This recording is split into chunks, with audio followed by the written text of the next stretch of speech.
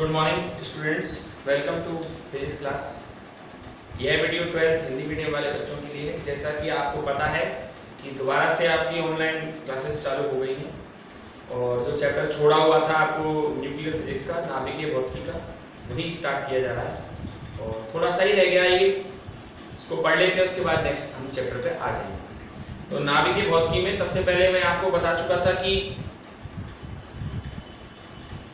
आपको last lecture पे हमने नियंत्रित और अनियंत्रित श्रृंखला अभिक्रिया के बारे में बताया। अब हम बताते हैं आपको नाभिक में नाभिकीय विखंडन अभिक्रिया में समस्या।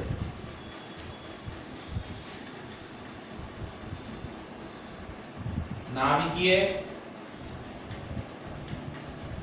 विखंडन अभिक्रिया में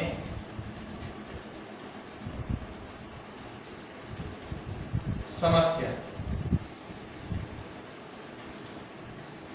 देखिए, प्रकृति में केवल दो ही तरह के यूरेनियम प्राप्त होते हैं। एक मिलता है अपन को 92 यूरेनियम 238 और एक अपन को मिलता है 92 यूरेनियम 235। आपको बता दूं 99.3% 99.3% तो 92 यूरेनियम 235 है और 0.7% यूरेनियम 235 है। जैसा कि आपने नाभिकीय अभिक्रियाओं में पढ़ा था कि हमें जो यूरेनियम उपयोग में लाना होता है वो यूरेनियम 235 होता है। तो अब क्या क्या समस्याएं आती है? सबसे पहली समस्या है न्यूट्रॉन क्षरण समस्या। न्यूट्रॉन क्षरण समस्या यानी कि न्यूट्रॉन लॉस प्रॉब्लम। ठीक है, कल के वीडियो में आपने देखा था कि प्रत्येक नाभिकीय अभिक्रिया के पश्चात 3 न्यूट्रॉन मुक्त होते हैं ना। हर एक नाभिकीय रिएक्शन के बाद 3 न्यूट्रॉन मुक्त होते हैं और आपको यह भी बताया था कि ये 3 न्यूट्रॉन यूरेनियम के 3 अन्य नाभिकों को विखंडित कर सकते हैं। तो हर एक नाभिकीय अभिक्रिया के बाद 3 न्यूट्रॉन मुक्त होते हैं और ये 3 न्यूट्रॉन दूसरे को भी काम कर सकते हैं। लेकिन इसकी क्या गारंटी है कि ये 3 न्यूट्रॉन यूरेनियम से ही मिले? हो सकता है इधर उधर चले जाएं या फिर क्या हो जाए, अवशोषित हो जाए, तो उससे तो न्यूट्रॉन लॉस होगा ना। मान लो अभिक्रिया के बाद 3 न्यूट्रॉन निकले और वो 3 न्यूट्रॉन किस यूरेनियम से ना मिलकर इधर उधर क्षयित हो गए या किसी और नाभिक से मिल गए, तो ऑब्वियस बात है तो उसमें न्यूट्रॉन लॉस की प्रॉब्लम आ गई, न्यूट्रॉन क्षरण की समस्या आ गई। इस समस्या से दूर पाने के लिए यूरेनियम का सरफेस एरिया यानी कि यूरेनियम का पृष्ठीय क्षेत्रफल और द्रव्यमान एक न्यूनतम द्रव्यमान लेते हैं, जिसे हम क्रांतिक द्रव्यमान कहते हैं। आप चाहते हैं कि अगर तीनों न्यूट्रॉन यूरेनियम से ही जाके मिले तो यूरेनियम का एक मिनिमम साइज होना चाहिए, एक निश्चित आकार होना चाहिए और एक निश्चित द्रव्यमान होना चाहिए, क्योंकि अगर एक द्रव्यमान से ज्यादा यूरेनियम पास होगा तो वो विखंडित हो जाएगा खुद ही, किसी और की जरूरत नहीं है। तो उस द्रव्यमान को अपन क्या बोलते हैं? क्रांतिक द्रव्यमान। ये पहली समस्या है। दूसरी है न्यूट्रॉन ऊर्जा। न्यूट्रॉन ऊर्जा एक बार चेक कर लेते हैं कि इन्हीं नाम से ये नहीं। हाँ सही है, न्यूट्रॉन ऊर्जा समस्या। न्यूट्रॉन ऊर्जा समस्या, हाँ जी, न्यूट्रॉन ऊर्जा समस्या क्या होती है? हर एक विखंडन अभिक्रिया के बाद जो न्यूट्रॉन रिलीज होते हैं उनकी ऊर्जा 2 मेगा इलेक्ट्रॉन वोल्ट होती है। कितनी? 2 मेगा इलेक्ट्रॉन वोल्ट। और नाभिकीय विखंडन अभिक्रिया के लिए जो न्यूट्रॉन चाहिए, नाभिकीय विखंडन के लिए आपको जो न्यूट्रॉन चाहिए उनकी जो ऊर्जा होनी चाहिए वो 0.04 इलेक्ट्रॉन वोल्ट होनी चाहिए। जो न्यूट्रॉन मुक्त होते हैं नाभिकीय विखंडन के पश्चात उनकी ऊर्जा लगभग 2 मेगा इलेक्ट्रॉन वोल्ट होती है, लेकिन नाभिकीय विखंडन के लिए आपको जो न्यूट्रॉन चाहिए उनकी ऊर्जा 0.04 इलेक्ट्रॉन वोल्ट होनी चाहिए। तो अब आप सोच लीजिए इससे आपको इतना कम करना होगा। देखो न्यूट्रॉन तो हम चाहते हैं लेकिन इतनी ऊर्जा की नहीं, इस ऊर्जा को हमें यहां तक लाना होगा। अब ये ऐसे तो होता नहीं है, इसके लिए हम उपयोग में लाते हैं मंदक। क्या उपयोग में लाते हैं? मंदक। ये न्यूट्रॉन की ऊर्जा को कम करते हैं, एक तरह से न्यूट्रॉन की गति को स्लो करते हैं। ठीक है, मंदकों का उपयोग करते हैं। और मंदकों के रूप में हम मंदक ऐसा लेते हैं कि पहली बात तो मंदक के 2 गुण होने चाहिए। पहला गुण, ये न्यूट्रॉन का अवशोषण ना करे। मान लो न्यूट्रॉन मंदक से टकराया और न्यूट्रॉन को उसने सोख लिया, फिर क्या फायदा रहेगा उनको? मंदक केवल न्यूट्रॉन की गति को कम करते हैं। तो मंदक ऐसे होने चाहिए जो न्यूट्रॉन की गति को क्या करें? एक तो स्लो करें, कम करें। दूसरा, मंदक न्यूट्रॉनों को अवशोषित ना करें। ये न्यूट्रॉनों को क्या ना करें? हाँ, सोखे नहीं। और इनकी जो द्रव्यमान है वो न्यूट्रॉनों के द्रव्यमान के बराबर होना चाहिए, क्योंकि अगर ऐसा होगा तो सबसे ज्यादा ऊर्जा लॉस होगी। 2 समान द्रव्यमान के कण अगर आपस में टकराते हैं तो गतिज ऊर्जा की सबसे ज्यादा हानि होती है। ये अप्रत्याश टक्कर में था 11th क्लास में। इसके बाद तीसरी है आपकी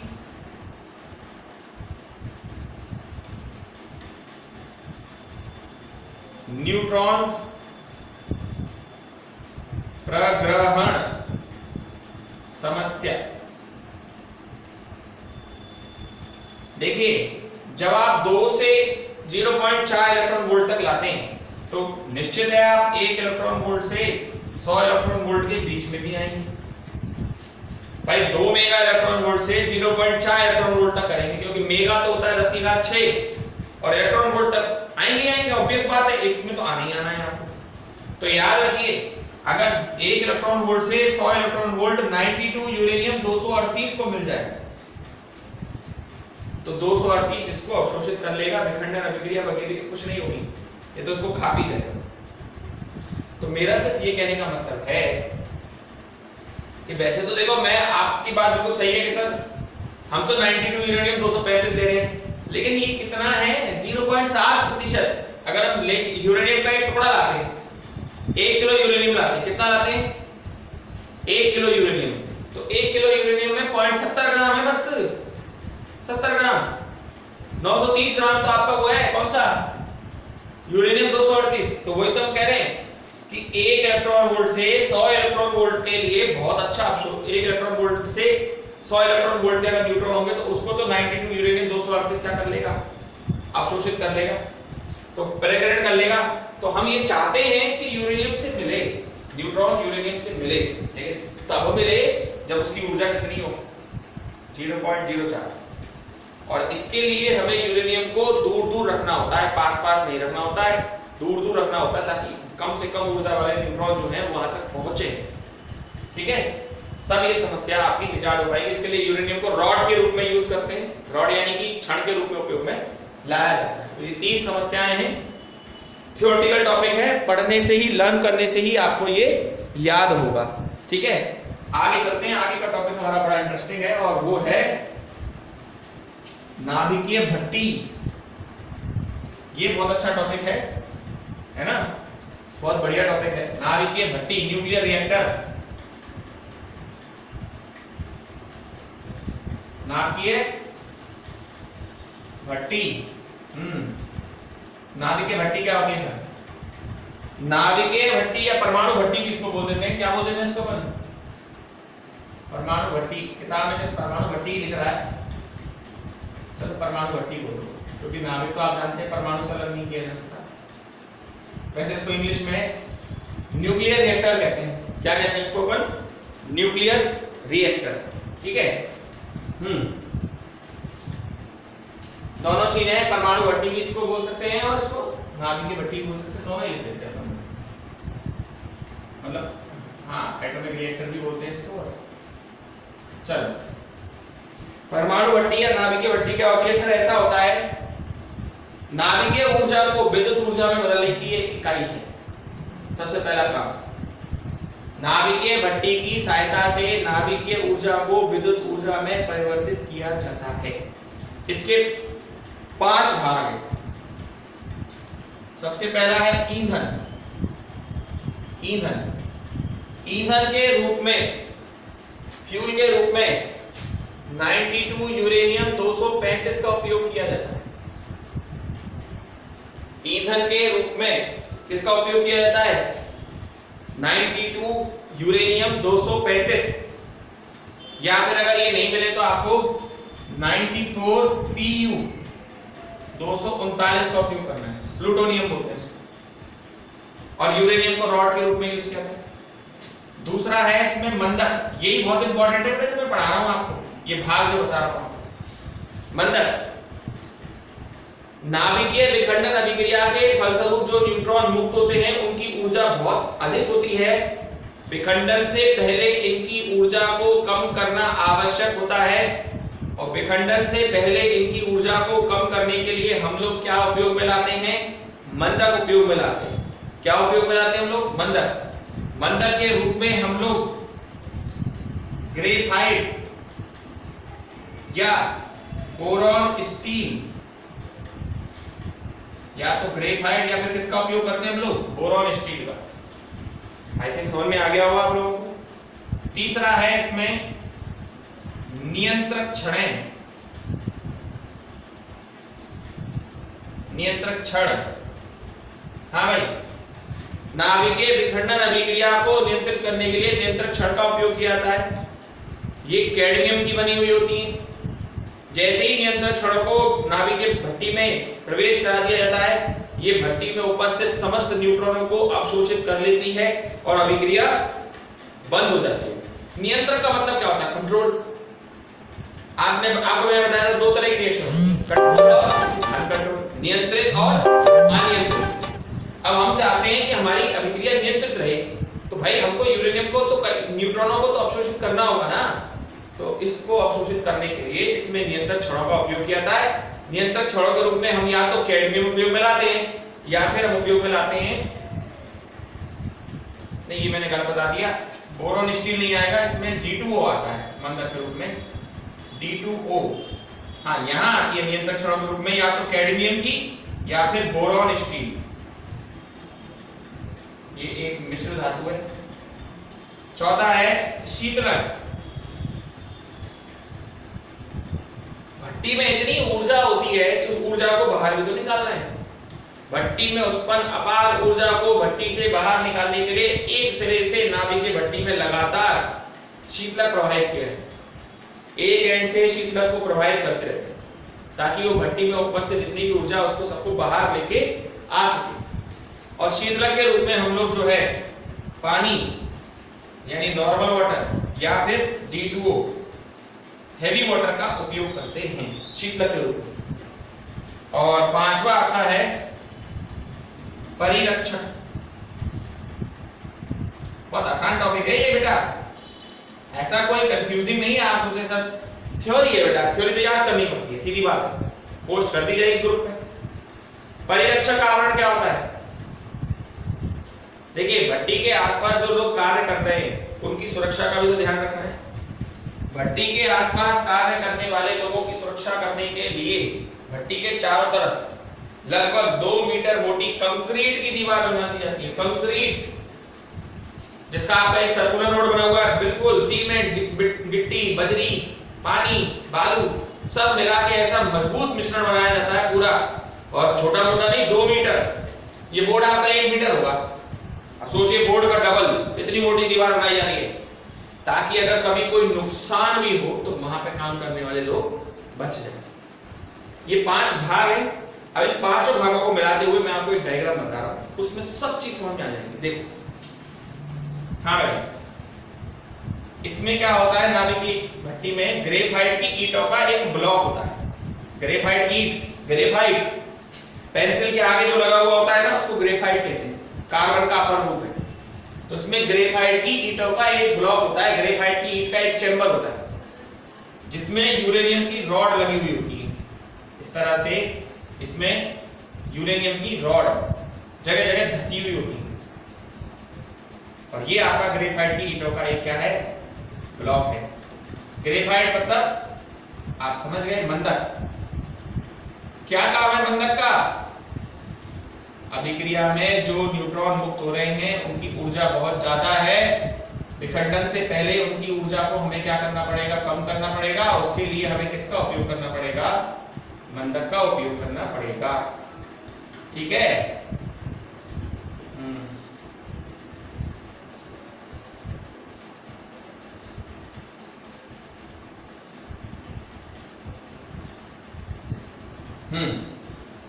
और रिएक्शन को कंट्रोल करने के लिए इसमें यहाँ पर कंट्रोल रॉड्स लगी हुई हैं, यानी कि नियंत्रण छड़ें लगी हुई हैं इस तरह से।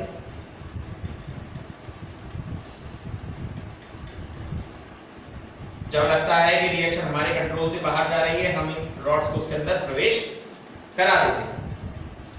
अब भट्टी में जितनी भी ऊर्जा है उसको बाहर भी तो निकालना है, तो भट्टी में जितनी भी ऊर्जा है उसको बाहर निकालने के लिए इसके एक सिरे पर लगातार हम लोग इसमें क्या करते हैं, कूलेंट यानी कि शीतलक प्रवाहित करते रहते हैं।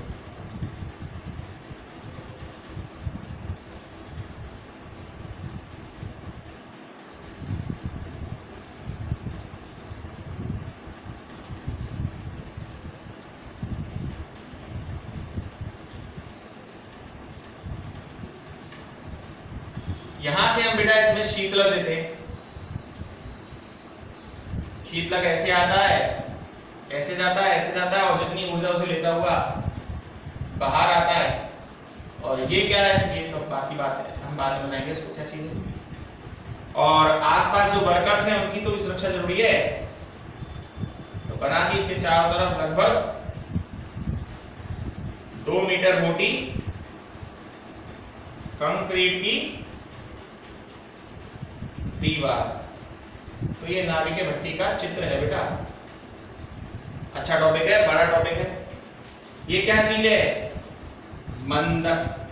मंदक के रूप में क्या उपयोग में लाया जाता है, ग्रेफाइट। क्यों लाया जाता है कि न्यूट्रॉन जो मुक्त होते हैं उनकी ऊर्जा बहुत ज्यादा होती है।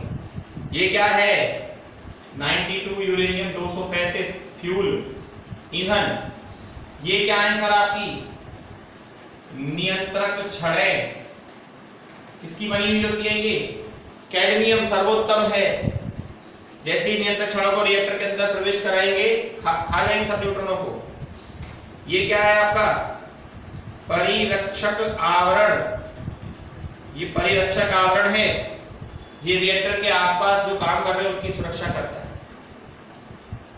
अब करते क्या है, जैसे ही इसको बाहर निकालते हैं अभिक्रिया चालू हो जाती है, विखंडन होता है ना। और इस बात का ध्यान रखते हैं कि विखंडन की दर क्या बनी रहे, नियत बनी रहे। जैसे ही हमें लगता है विखंडन की दर एक निश्चित सीमा से पार जा रही है, इनको वापस से अंदर प्रवेश करा देते हैं, रिएक्शन बंद हो जाती है। इसके एक सिरे से, भट्टी के बाहर से एक सिरे से लगातार इसमें शीतलक प्रवाहित होता रहता है। यहाँ से शीतलक इसमें आता है और जितनी भी ऊर्जा उसको यहाँ लेता हुआ जाता है। और यहाँ लगा होता है ऊष्मा विनियक। ये ऊष्मा विनियक है, विनियक। ये एक्चुअलिटी में क्या करता है, उच्च दाब पर भाप बनाता है। क्या बनाता है, भाप। और ये भाप दी जाती है किसको, भाप, वो भी किसको, टरबाइन को। और टरबाइन के बाद तो आप सारा मैकेनिज्म जानते हैं, फिर वो आर्मेचर को घुमाता है और आर्मेचर विद्युत बनाता है ना। तो है भी इसका यही काम। नाभिकीय भट्टी का उपयोग भी यही है कि ये सब नाभिकीय ऊर्जा को किसमें कन्वर्ट करती है, विद्युत ऊर्जा में कन्वर्ट करती है। आसान सा टॉपिक है, थ्योरेटिकल टॉपिक है। आज जो पढ़ाया सारा थ्योरेटिकल है, उसमें कहीं कोई डेरिवेशन नहीं है, ठीक है। तो आज के लिए बहुत है बच्चों, दैट्स ऑल फॉर टुडे।